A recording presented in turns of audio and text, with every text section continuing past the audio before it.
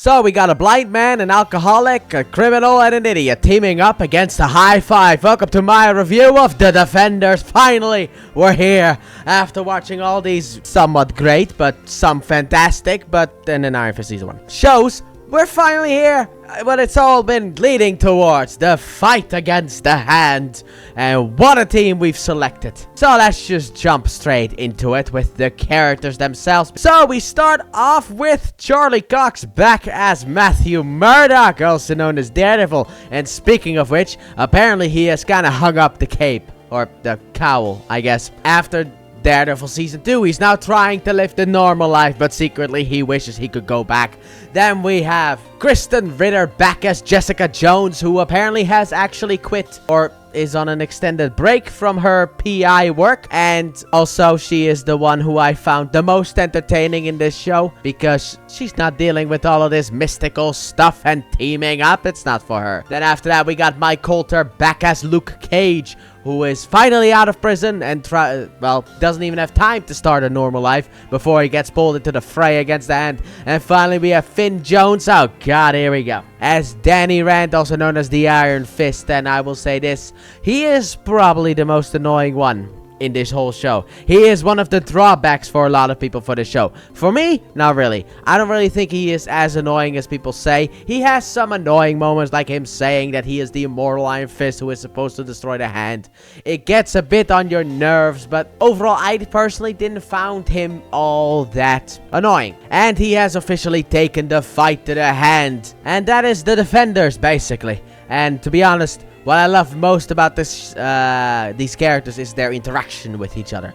I love the way that they interacted with each other. It was so good, because you got these personalities that clash a lot. You know, you got the fact that Matt and Danny have already fought the Hand. Jessica and Luke haven't. However, then you bring in the whole immortality stuff, and also technically Kunlun is in heaven, and also Iron Fist punched a dragon's heart.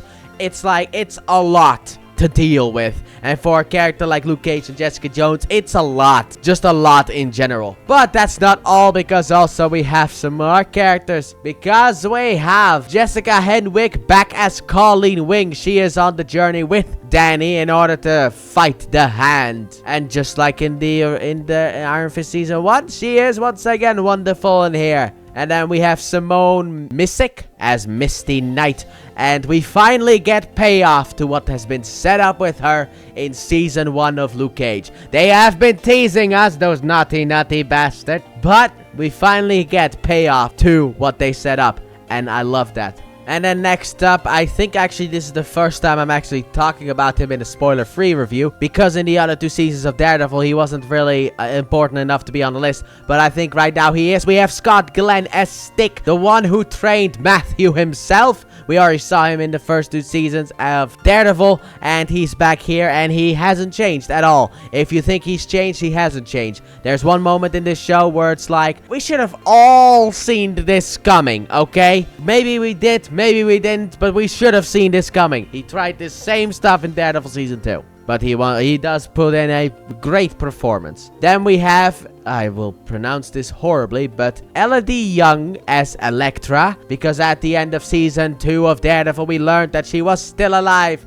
And yes, she is, because she is the Black Sky after all. And I really like her in this season, in what she goes through in that sense. After, you know, being killed or being brought back to life, it kind of messes with your mind a little bit. However, I also, there are things that I personally kind of was a bit more iffy about, but that would reach into more spoiler territory, so let's just skip over that and talk about the final cast member. We have Sigourney Weaver, oh my god, as Alexandra Reed. Or Raid, I don't remember. But yeah, we have Sigourney Weaver as Alexandra. She is the leader of the Hand. By the way, we have a lot more other characters, but I'm not gonna count them, okay? They don't really have much more of an importance. But Alexandra is basically the leader of the Hand, and basically what we learn in when we see her for the first time is the fact that she's dying. And maybe that is a way for the writers to make her a bit more of a sympathetic villain. Yeah, I don't buy it. I'm sorry. It just doesn't really work for me. I thought she wasn't a good villain at all. Look, the threat of the Hand is real. What they set up, They overplayed their hand. I will say that it is not as grandiose as your brains have imagined it to be. Alright? You will be disappointed if you go too far with this. However, as a main villain for the show, I did not really think that Alexandra was all she was cracked up to be. I mean, we've had a lot better villains. Even the villain from Iron Fist Season 1, or even Diamondback was better than this. Harold, that's the one. Harold from Iron Fist Season 1. However, I will not be as harsh as other people have been for this show, because I have seen it around that people are very harsh of this show. They don't think it's good at all, and I could not disagree more. I think this is actually really good, and I really enjoyed this season. Is it a bit disappointing? Yes. At least on the first viewing. However, you also have to understand, they're playing in the world of the MCU. No matter what you think, when this was being made, it was basically said to be in the world of the MCU. So they basically had to just like scale themselves down in order to not really interfere with the movies, or basically go like, why were the Avengers just not around? Because of how big this is. I mean, the movies are already dealing with that stuff. But I also kind of like the small scale that they do with it, but it does kind of underplay how big they are, because their actual plan is a lot simpler than what you might think. It's not this like big, like, you know, Ultron who wants to just blow up the planet, or Loki who wants to conquer it all, or I don't know, Thanos who wants to kill half of all life. However, it is still big enough that the characters have to team up, because as we saw in Daredevil Season 1, 2, and Iron Fist Season 1, the Hand does pose an actual threat that they can't deal with on their own.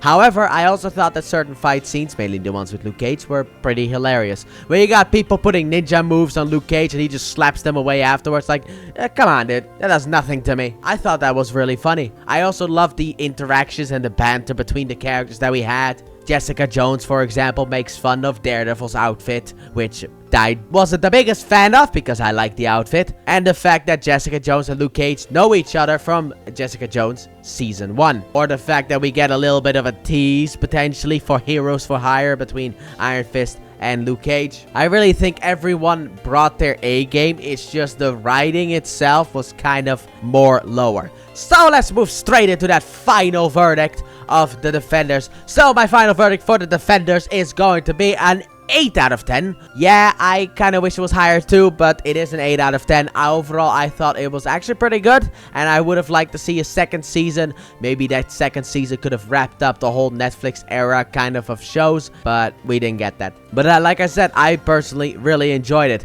Are there things that could be fixed? Almost certainly, yes. But there's also a lot of gold in here that I personally very much enjoyed. So, let me know your thoughts down in the comment section below, what you thought of the Defenders. Did you love it? Did you not? Let me know. I'm interested to see what people have to say about it. Even if we disagree, we can still be pals at the end of the day. But with that being said, thank you all so very much for watching, and I hope you guys have enjoyed. And if you did, please like button, subscribe if you're new, if you've done so already, turn on notifications, and don't forget to check out my Let's Play channel, link in the description and at the end of the video. And I'll see you guys next time for the Iron Man versus Captain America Battle of Captain America Civil War. Bye!